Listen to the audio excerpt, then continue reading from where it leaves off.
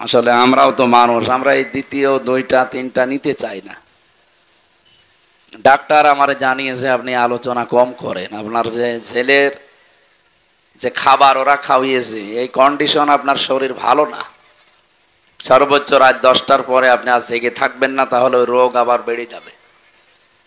আর দিনে রাতে এইভাবে প্রোগ্রাম করার দরকার নেই। অন্তত সপ্তাহে 2-3টা করেন আর 2-3 দিন বাড়ি থাকে। 2-3 দিন বাড়ি থাকা দূরের কথা, ম্যাডামের কাছে যেতে হলেও হিসাব করে যাওয়া লাগছে। এই রকম টাইট অবস্থায় আছে। আজকে আমার মায়ের সাথে দেখা করতে গিয়েছে সর্বোচ্চ 5 মিনিট। এইভাবে জীবন খুব কঠিন হয়ে যাচ্ছে। তারপরেও লা ইউকাল্লিফুল্লাহু নাফসান ইল্লা ওয়াসআহা, কোরআনে কারিমে আল্লাহ দিয়েছেন কারো সাধ্যের অতীত বোঝা আমি তার উপরে চাপিয়ে দেই না। আমাকে আল্লাহ যে কষ্ট আমার উপরে যাচ্ছে, যদিও এইটা আমার দ্বারা সহ্য করা সম্ভব, এই জন্যে আল্লাহ দিয়েছেন, নাই তো দিতেন না।